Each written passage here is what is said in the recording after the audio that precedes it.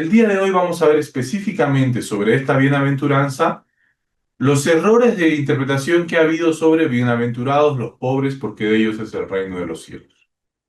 Ha habido a lo largo de la historia ciertos errores en esta interpretación que han degenerado esta enseñanza. Y vamos a ir viéndolos uno a uno. No lo vamos a ver todos, que seguramente son muchos, solamente he seleccionado los más representativos o los más comunes. Uno de ellos, uno de los más comunes con los que me he encontrado, es este error que dice que no hay pobres que sean orgullosos. No hay pobres orgullosos. Es decir, si tú eres pobre materialmente hablando, ¿no? Entonces no eres orgulloso. El orgullo es solamente para la gente que tiene muchos recursos económicos o cierto estatus o cierto capital social o demás que tiene cierta riqueza, por lo tanto, ellos nomás son los orgullosos, los pobres no.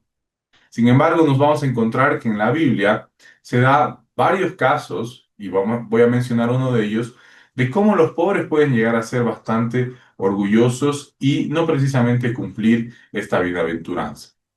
En Mateo, capítulo 20, 1 al 16, Jesús habla de una parábola. Cuenta la parábola de los jornaleros. Jesús comienza a contar esta historia de el dueño de una hacienda que busca gente para que trabajen en su hacienda. Entonces va temprano y busca jornaleros. Jornaleros eran como por decirlo así, las personas que trabajan por día, ¿no? Entonces, podemos ir en Cochabamba, al cruce Taquiña, hay personas que están ahí, ¿no? Carpintero, plomero, albañil, electricista, por el día necesitan un trabajo. Entonces, ese es un jornalero, ¿no? Ellos, dueño de la hacienda, los contrata en la mañana y les dice, yo te voy a pagar un monto a ti por trabajar todo el día. Ok, entonces ellos van y trabajan. Y luego va y busca en la tarde nuevamente y hay otro grupo y van y trabajan. Y luego en la noche, ya casi finalizando la jornada laboral, va y contrata a otro grupo y listo. Termina el día y ¿qué hace el dueño de esta hacienda? Le paga lo mismo a los que trabajaron en la mañana que a los que trabajaron en la noche. Le paga exactamente lo mismo. Entonces, uno de los jornaleros o un grupo de los jornaleros, los que estaban en la mañana, le reclaman al dueño de la hacienda y le dicen, ¿cómo es posible que nos pagues lo mismo que le estás pagando a estos si nosotros hemos trabajado mucho más? Empiezan a murmurar, empiezan a sentir rabia, a sentir envidia hacia los otros jornaleros.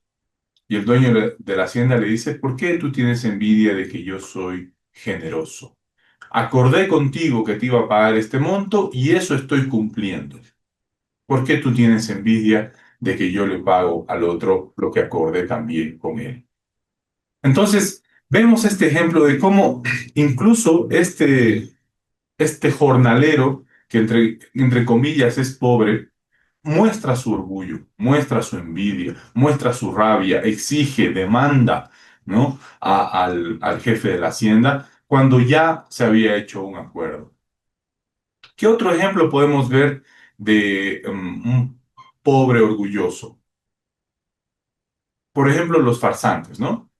Buscaba ejemplos y uno de estos fue el más sobresaliente. ¿Por qué? ¿Qué es un farsante? Una persona que aparenta. Es decir, una persona que de alguna forma no tiene lo que quisiera tener o no tiene lo que los demás tienen, pero trata de aparentar que sí lo tiene. Trata de aparentar algo que quizás él piensa que no es o ella y quiere aparentar que sí lo es. Entonces esto demuestra que esta persona no tiene algo, podría decirse es pobre, pero quiere aparentar algo que no es. Entonces ahí sale el orgullo, la mentira, ¿no? Y todos estos valores negativos que ya hemos visto en la anterior clase, que van a demostrar cómo los pobres también pueden ser orgullosos. Y un proverbio que nos va a ayudar a comprender también esto es el proverbio 28:3 dice, el pobre que oprime a los humildes, otra versión dice, el pobre que oprime al pobre, es como lluvia torrencial que no deja pan. ¿Qué está queriendo decir este proverbio? Primero, que hay pobres que oprimen a los pobres, que hay pobres que son orgullosos. No por el hecho de que ya eres pobre, no, no, nunca vas a tener orgullo, ¿no? No, el pobre nunca va a ser orgulloso, ¿no? Ese sería un error de interpretación. El pobre puede oprimir al pobre. ¿Y qué significa este proverbio? El pobre que oprime al pobre es como lluvia torrencial que no deja pan. Bueno, en los tiempos antiguos y también en estos tiempos, por ejemplo, en el campo, ¿no? Una persona que se dedica a la agricultura, cuando ve que se acerca una lluvia, se pone contento. ¿Por qué? Porque va a regar los sembradíos. Entonces dice, al fin va a llover y va a haber pan.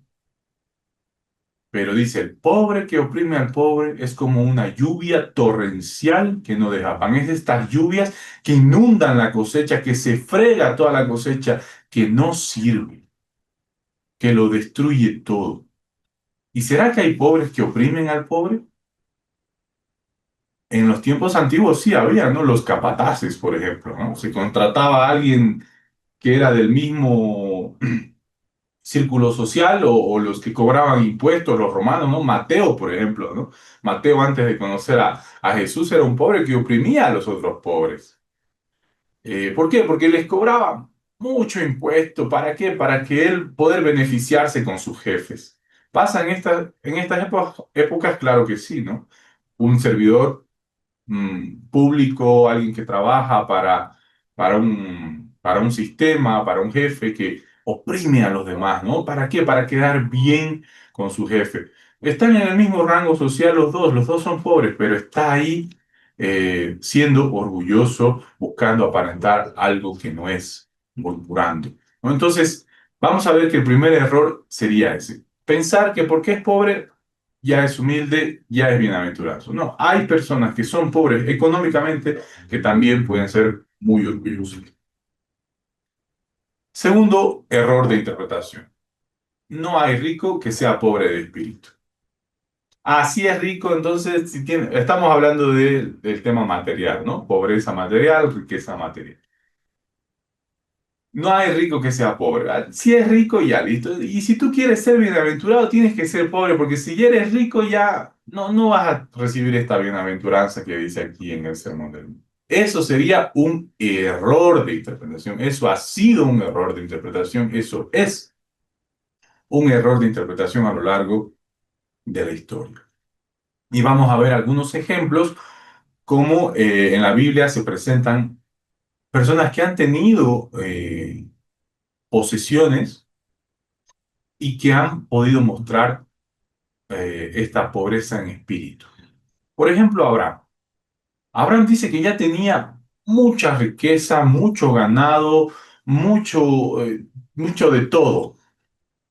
Y llegan a un lugar donde empiezan a discutir con Lot, porque Lot también tenía mucho y Lot es el sobrino de Abraham, ¿no? Y los dos empiezan a discutir que mis trabajadores se pelean con tus trabajadores, que tu ganado se mete con mi ganado, y empiezan a discutir. ¿Y qué hace Abraham? Abraham podía haber tomado su ventaja de decir, a ver, a mí es Dios que me ha llamado, tú te has colado conmigo, yo te estoy trayendo de buena gente. Podría decirle, a ver, yo voy a escoger la mejor tierra para mí. Pero Abraham dice, adelante. Mira qué campo te gusta, qué parte te conviene y ve hacia allá y yo iré al lado opuesto. No sé si al lado opuesto hay un desierto, no importa, yo voy a ir al lado opuesto. Tú escoge la mejor parte. Demuestra esto, esa pobreza en espíritu. Otro ejemplo fue Job, perdón, ¿no? Llega un momento donde Job pierde todas sus riquezas, todas sus posesiones y mucho más. Pierde mucho más. Pierde su familia, pierde su estatus, pierde hasta un momento quizás su dignidad. ¿Y qué dice Job? Bendito sea Dios.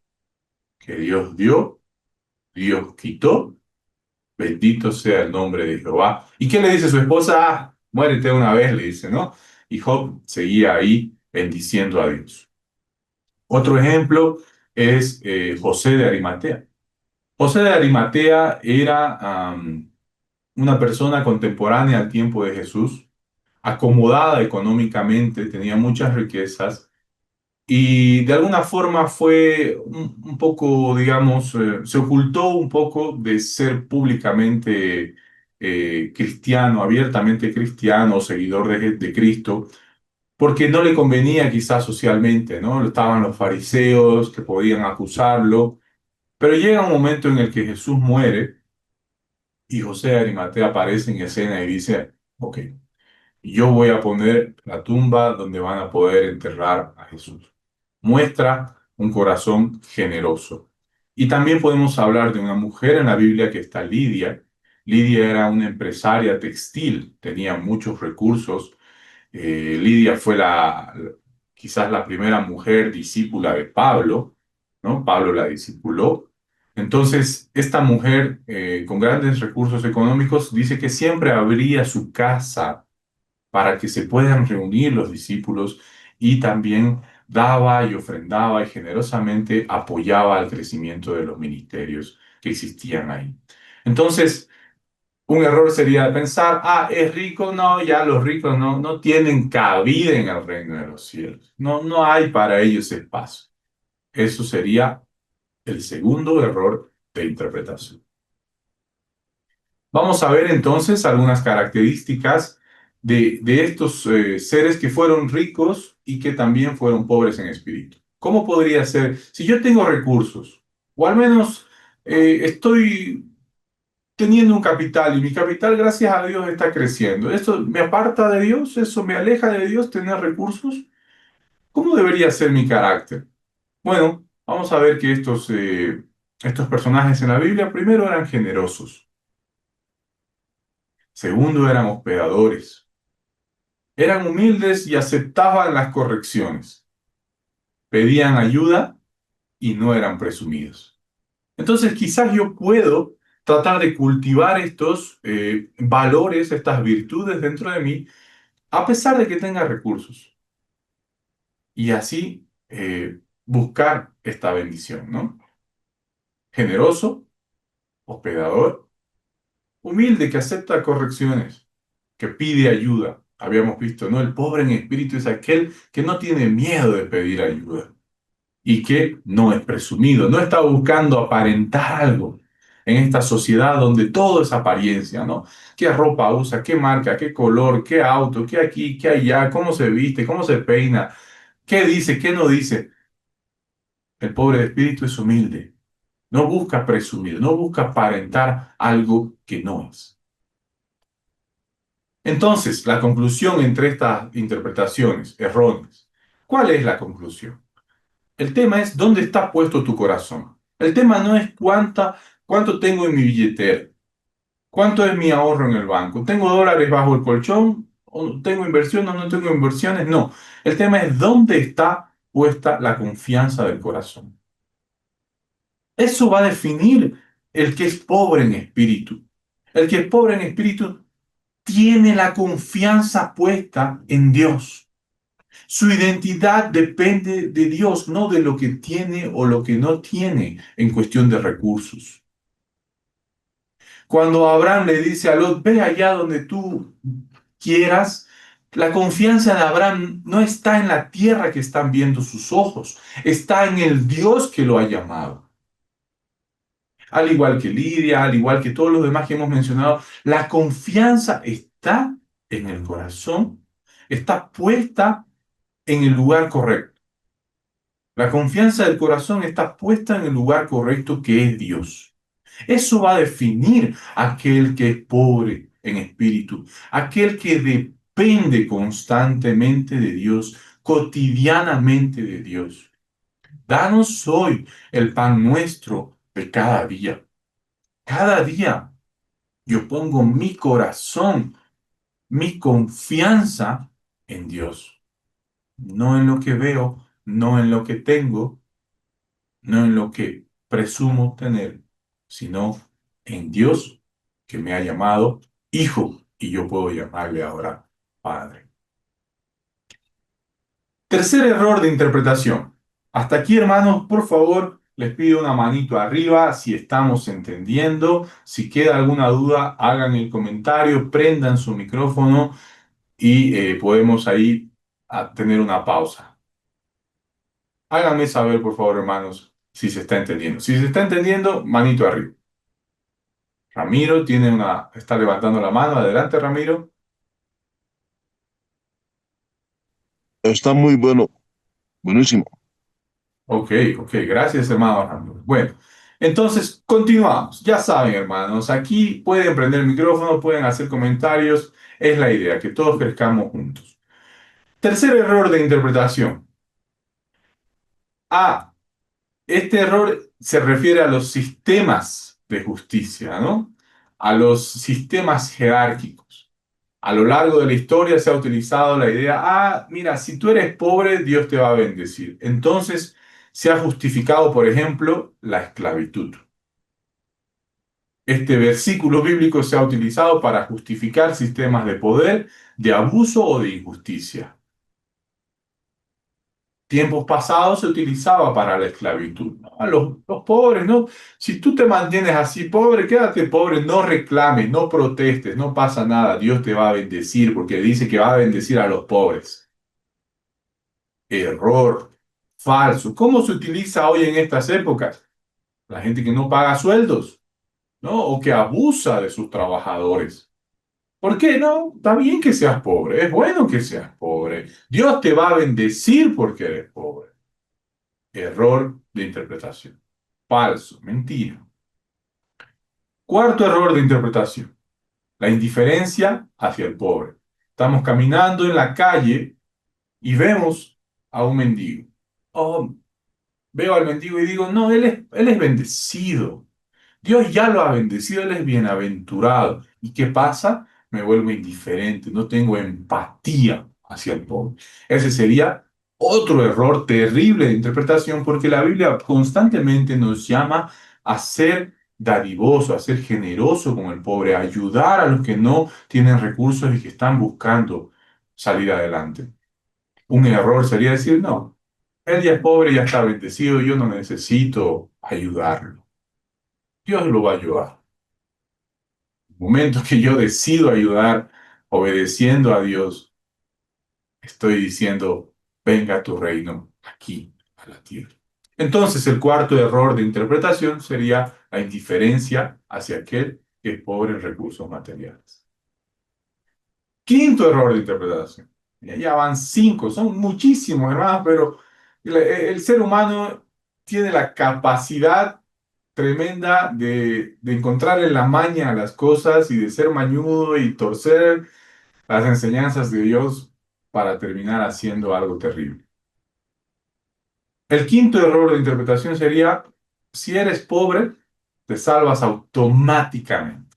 Ser pobre salva automáticamente. La salvación, si ya eres pobre, ya te la ganaste. No necesitas hacer nada más. Ya está. No, ni siquiera, a ver si crees en Jesús o no, bueno, no importa. La cosa es que tú ya eres pobre. Y a lo largo de la historia muchas personas han aplicado lo que es la autopenitencia, ¿no? Han decidido renunciar a todas sus posesiones, han decidido renunciar a trabajar y han terminado siendo mendigos o se han escondido en una cueva y han vivido en la cueva alejados del mundo. ¿Por qué? Porque si soy pobre así, entonces soy bienaventurado.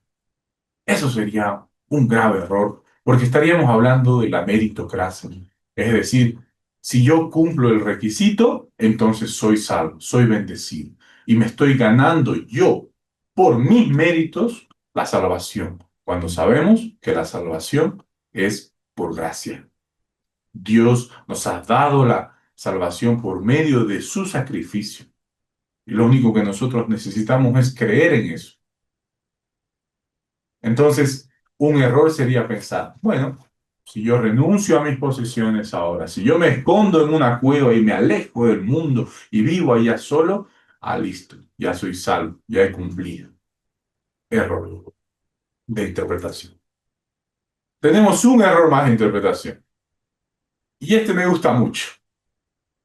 Si es pobre en espíritu, entonces ya es bienaventurado. Por lo tanto, siempre debería estar feliz. ¿Por qué está triste, hermano? ¿Por qué se no? ¿Acaso usted no es pobre en espíritu? Siempre debería estar feliz. ¿Por qué se enoja? ¿Por qué llora? ¿Por qué está triste?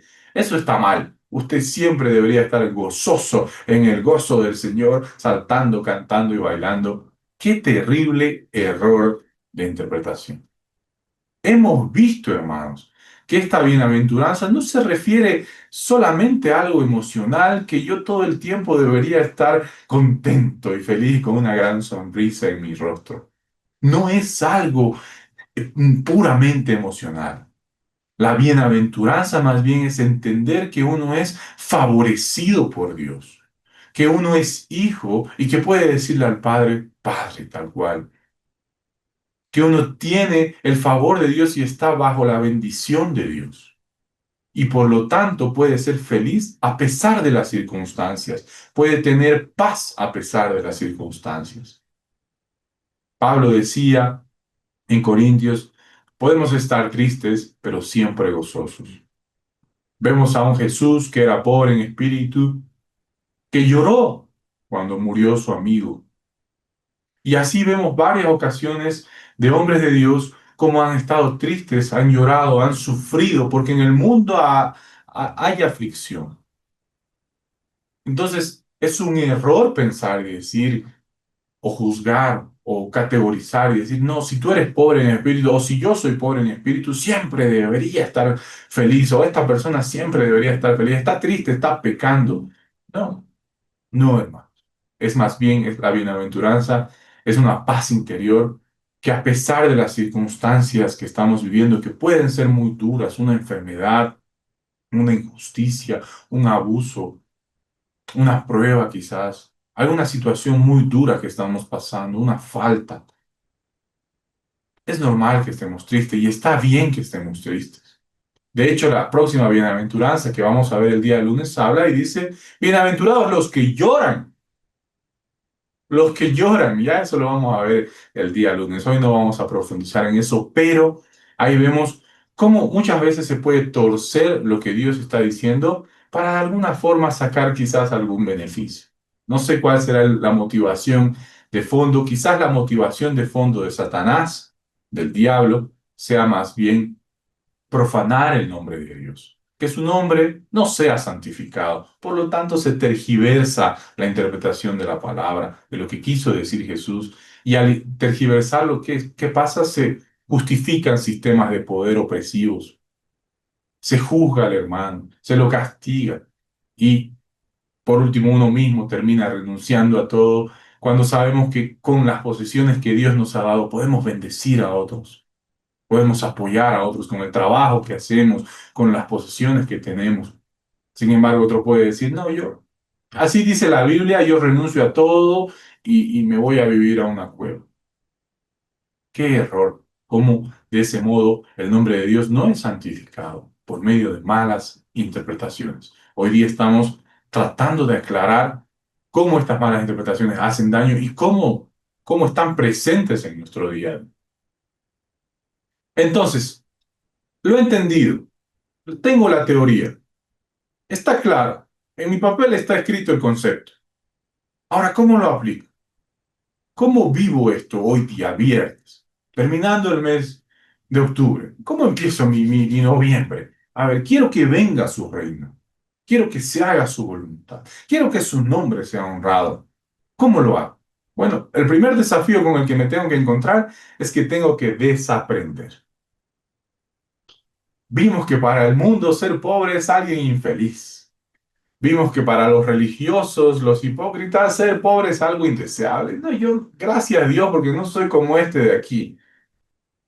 Vimos que para el reino de Dios, para la cultura del reino de Dios, el pobre en espíritu es alguien feliz. Entonces me encuentro con que tengo que cambiar mi concepto, con que tengo que desaprender lo que toda la vida me han enseñado mal esta cultura. Y resulta que en el reino de los cielos es al revés, que lo que era negro es blanco, que lo que está arriba ahora está abajo. Bueno, el primer desafío que tengo que tener, que tengo que animarme a Aceptar es desaprender. Desaprender lo que aprendí mal y estar dispuesto a aprender lo que Jesús me quiere enseñar. A apropiarme de los valores del reino de Dios. Segundo, ¿qué tal si hoy, el día de hoy me enfoco en lo importante? El dólar está bajando, el dólar está subiendo, soy un poco más rico, soy un poco más pobre. Ay, no, ¿qué va a pasar si en noviembre en la posesión, si hay una revolución y salen a las calles? No, no, ¿qué pasa si los bancos cierran? Hay un corralito y podemos estar todo el día afanados, nerviosos, ansiosos, estresados, con el cortisol a 100%, pensando en qué va a pasar, dónde va a quedar mis ahorros, mis dólares, mis bolivianos, mi trabajo, me voy del país, no me voy, ¿qué hago? La escuela de los chicos y mi enfoque está constantemente en lo erróneo, en lo equivocado. ¿Qué tal si me enfoco en lo importante y puedo decir, como David, el Señor es mi pastor? A ver, yo tengo un pastor, el Señor es mi pastor, nada me falta. Aunque ande en valle de sombra de muerte, aunque las cosas a mi alrededor se ven oscuras, no temeré mal alguno, porque el Señor es mi pastor. Entonces me enfoco en lo importante. Me enfoco en que venga tu reino, en que el nombre de Dios sea santificado. Busca primeramente el reino de los cielos y su justicia, y todo lo demás vendrá por añadidura. ¿Puedo creer eso? ¿Puedo confiar eso? ¿O estoy siendo solamente un idealista? Creo que la palabra de Dios es poderosa. El Evangelio dice es poder, ¿no? Entonces, podemos confiar en eso y enfocarnos en lo que realmente es importante. ¿Dónde está tu tesoro? Dice, está tu corazón. ¿Dónde está tu corazón? ¿En qué está puesta tu confianza? ¿En quién está puesta tu confianza? Una aplicación interesante, muy práctica para el día de hoy. ¿Qué tal si hoy soy generoso? Veo una necesidad, puedo ayudar, no solamente económicamente, hermano, tal vez alguien que necesita un abrazo, alguien que necesita desahogarse y solamente tengo que escucharlo, alguien que necesita compañía, una ayuda en algo técnico que yo sé hacer y el otro no sabe y le puedo ayudar de ese modo, o por qué no un plato de comida a alguien que no sabe si va a almorzar. Puedo ser generoso hoy día. De esa forma estoy aplicando lo que aprendí el día de hoy. Y finalmente, tener esperanza en el porvenir. Bienaventurado es esta paz interior que entiende que está bendecido por Dios, que estoy bendecido por Dios, que pertenezco al reino de los cielos, que el Señor es mi Padre, mi pastor. Entonces, puedo tener esperanza en lo que viene. Lo que va a venir es mejor de lo que estoy viviendo ahora. Y llevaréis, dice Juan 15, y llevaréis fruto, y luego mucho fruto, y luego fruto en abundancia. Y la semilla es como un árbol que da fruto al 30, al 60 y al 100 por uno. Confío en lo que va a venir, tengo esperanza en el porvenir. No estoy agobiado, triste, pesimista, pensando que lo que va a venir es peor. ¿Qué será de mi futuro? Seguro va a ser terrible, no voy a encontrar trabajo, no voy a poder terminar de pagar esto, no sé qué va a pasar, el futuro que viene es tenebroso. No, ¿qué tal si por un momento cierras los ojos, oras el Padre Nuestro y dices, Señor, el futuro que viene es bueno. Tengo esperanza porque estoy poniendo mi confianza en ti, mi dependencia en ti, y soy así, pobre en espíritu, porque sé que dependo de ti. Difícil, puede ser, pero Dios nos ha dado su espíritu que nos capacita para caminar como Él nos está enseñando. Entonces, hermanos, vamos a quedar acá porque es viernes y el cuerpo lo sabe. Entonces, que no sea muy denso el estudio, ¿no? Ni muy extenso. Terminamos acá y con esto vamos terminando la primera bienaventuranza. Vamos a ir viendo, como ya lo mencioné, poco a poco, detalle a detalle, cada una de las bienaventuranzas. Que nos tome lo que nos tome, no importa. El tema es que podamos comprenderlo bien. Y bueno, que tengan un lindo fin de semana, que venga tu reino, que tu nombre sea santificado en el nombre de Jesús. Amén. Nos vemos el día lunes. Chao, hermanos.